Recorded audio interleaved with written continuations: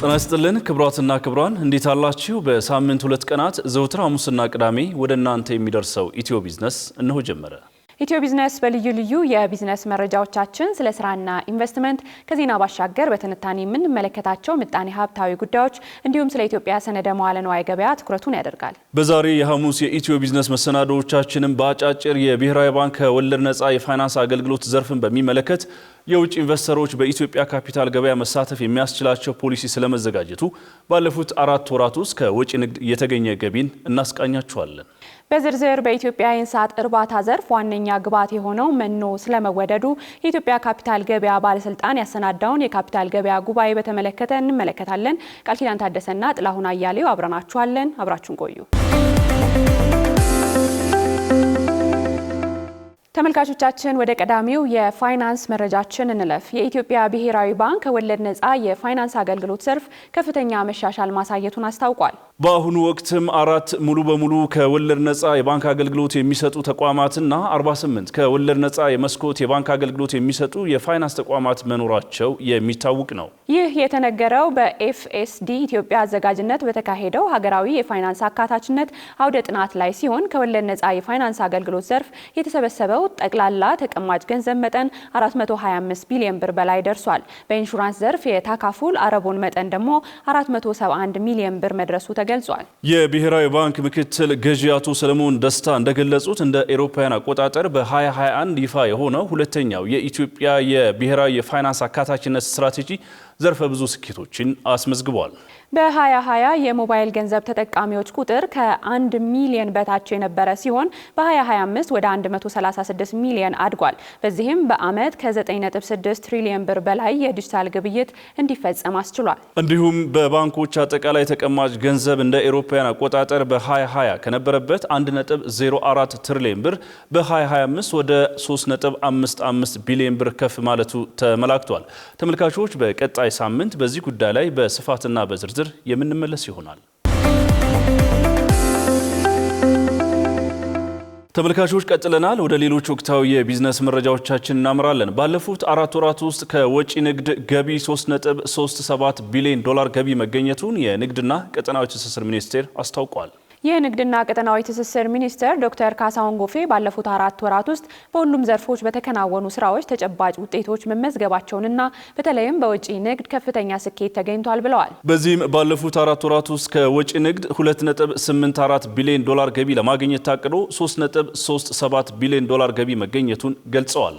የገቢና ወጪ ምርት ጥራትን ለማረጋገጥ በተከናወነ ስራ 1.28 ሚሊዮን ሜትሪክ ቶን የገቢና 134 ሺህ የወጪ ምርትና እቃዎች ላይ ቁጥጥር ተደርጓልም ብለዋል። የአገልግሎት አሰጣጥን ለማቀላጠፍ በተከናወነ ስራ 1.34 ሚሊዮን በላይ የኦንላይን ምዝገባና ፍቃድ ስራ መከናወኑንም ተናግረዋል። 603 የንግድ ተቋማት ላይ የኢንስፔክሽን ስራ መከናወኑንም ጠቁመው ከነዚህ ውስጥም 59 የሚሆኑት የንግድ ድርጅቶች ላይ እርምጃ ተወስዷልም ብለዋል። በሌላ በኩል ከመንግስት ሰራተኞች የደሞዝ ማሻሻያ ጋር ተያይዞ አላስፈላጊ የዋጋ ጭማሪ ባደረጉ 106 ሺህ በላይ ነጋዴዎች ላይ እርምጃ መወሰዱን አመላክተዋል። ሳፋሪኮም ኢትዮጵያ በማንኛውም ሲም ካርድ የሚሰራ ኤምፔሳ ለሁሉም የተሰኘ መተግበሪያ አስተዋውቋል። አዲሱ ኤምፔሳ ለሁሉም መተግበሪያ የዲጂታል ፋይናንስ አገልግሎቶችን በቀላሉ ማቅረብ የሚያስችል ነው።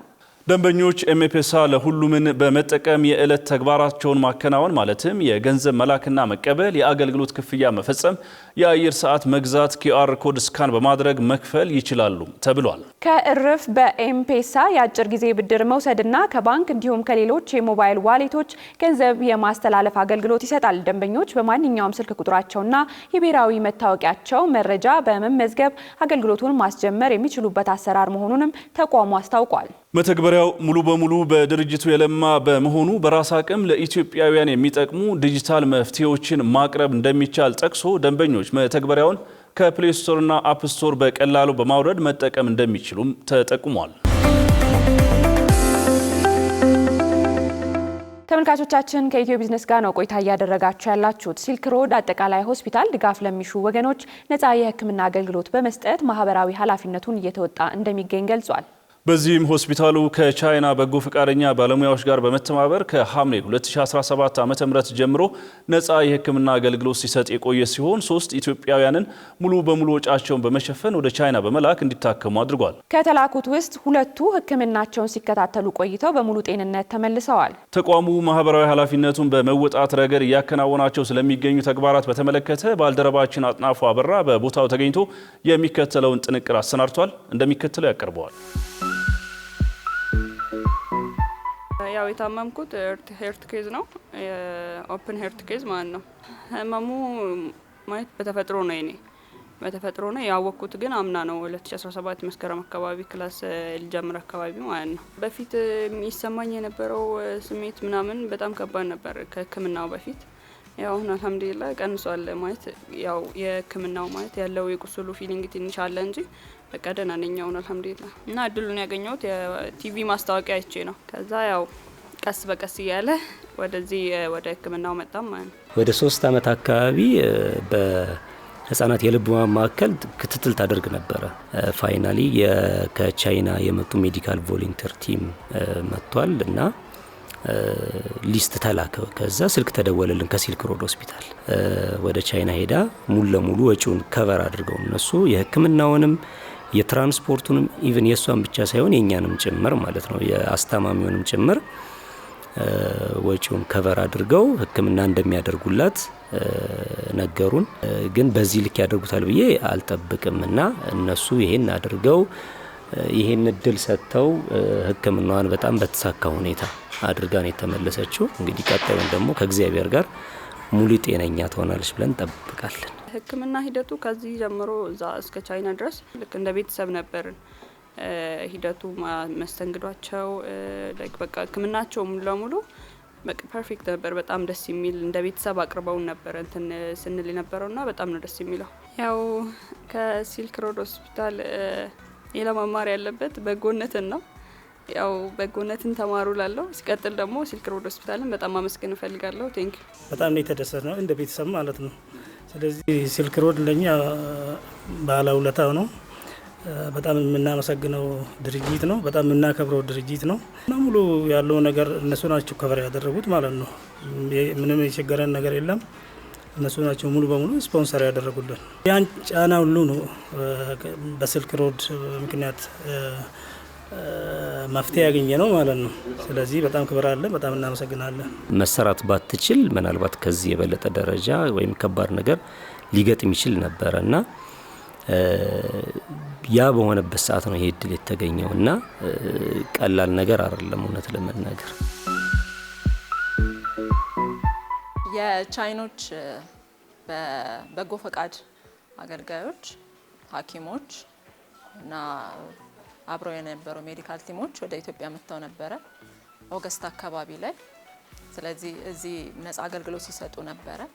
ከዛ ግን እዚህ ነፃ አገልግሎቱ ሊሰራላቸው ላልቻሉ የልብ ችግር ለነበረባቸው ህፃናት ወደ ቻይና ሀገር በመውሰድ ህክምናውን ሰጥተዋል። ማለት ያው ቀዶ ጥገና ነበር፣ የልብ ቀዶ ጥገና ነው የተሰራላቸው። ኦፕሬሽኑ ኮስቶች፣ ከዛ ደግሞ የትራንስፖርቴሽን፣ ከዛ እዛ ሄዶ ደግሞ የነበረላቸው ወጪ በሙሉ ከበር የተደረገው በዚህ በቻይኖች የበጎ ፈቃድ ሜዲካል ቲሞች ነበርና ከ3.5 ሚሊዮን ብር በላይ ወጪ አስወጥቶ ያንን ጨርሰው በደንብ አከናውነው መጥተዋል። ቀዶ ጥገና ከ3 በላይ ናቸው ህክምና የተደረገላቸው። ጨርሶ የመጡት ግን አሁን 2 ናቸው። በተለያዩ ሚዲያዎች በመጠቀም እንደዚህ አይነት የነፃ አገልግሎት ህክምና እንደሚሰጥ አንደኛው የምንጠቀምበት መንገድ ማስታወቂያ እንናገራለን። ከዛ ባሻገር ደግሞ መንግስት ሆስፒታል ላይ ዳታዎች እንዲሰጡ ካሉ ሐኪሞች ጋር እናወራና ከነሱ ዳታን እናመጣለን። ከዛ እዚህ ባሉ ሐኪሞቻችን የመጀመሪያ ስክሪን ይደረጋል። ከዛ እንደገና ደግሞ ሜዲካል ቲሙ ሲመጣ እንደገና ስክሪኒንግ ይደረጋል። ከዛ በኋላ ደግሞ ይለያሉ። ስለዚህ እዚህ ሀገር ላይ ይበልጥ ሊሰሩ የማይችሉትን ኦፕሬሽኖች ከተለዩ በኋላ ተመርጠው ይሰራሉ ማለት። የግል ተቋማት ያው ማግኘት ላይ ብቻ ሳይሆን ህብረተሰቡን ለማገልገል ሁሉም ቢነሱ ብለን እናስባለን። ብዙዎች መረዳት የሚችሉ ሰዎች በሀገራችን ላይ ያሉ ይህንን እድል ያላገኙ ሰዎች እድሉ ይደርሳቸዋል ብለን እናምናለን።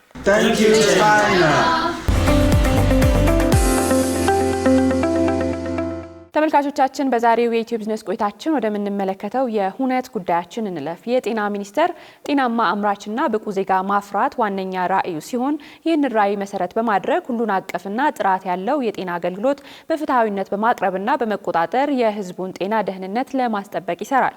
ከዚህ ውስጥም ስርዓተ ጾታን መሰረት ያደረጉ ጥቃቶችን መከላከልና ምላሽ መስጠት ላይ ትኩረት በማድረግ የሴቶችንና የልጃገረዶችን ጤናና መብት ለማስከበር እየሰራም ይገኛል። በመሆኑም ጥቃትን የማይታገስ ማህበረሰብ ለትውልድ ግንባታ በሚል መሪ መልእክት በዓለም ለ34ኛ ጊዜ እንዲሁም በኢትዮጵያ ለ20ኛ ጊዜ የሚታሰበውን የጸረ ጾታዊ ጥቃት ዘመቻን አስመልክቶ ከኢንጀንደር ሄልዝ ኢትዮጵያ ጋር በመተባበር የፓናል ውይይት አካሂዷል። የፓናል ውይይቱ በዓመቱ ጾታ ላይ የተመሰረተ ጥቃትንና ከግጭት ጋር የተያያዘ የጾታዊ ጥቃት ተጎጂዎችን የመልሶ ማቋቋምና የድጋፍ አገልግሎቶችን ማጠናከር ላይ በተገቡት ቃል ኪዳኖች መሰረት የተከናወኑ ተግባራት፣ የተገኙ እድገቶች፣ ያጋጠሙ ተግዳሮቶችና በቀጣይ የሚሰሩ ስራዎችን በተመለከተ የተመከረበት ነው ተብሏል።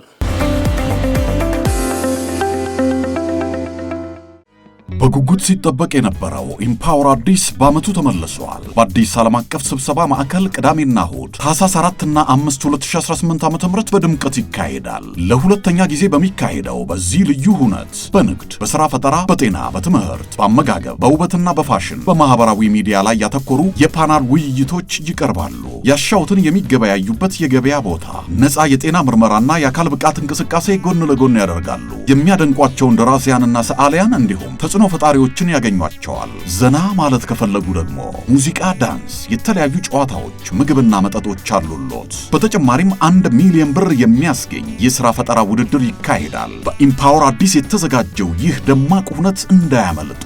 መግቢያ 300 ብር ብቻ። ትኬቶን በቴሌብር ቀድመው ይቁረጡ። ኢምፓወር አዲስ በአዲስ ዓለም አቀፍ የስብሰባ ማዕከል ቅዳሜና እሁድ ታህሳስ 4 እና 5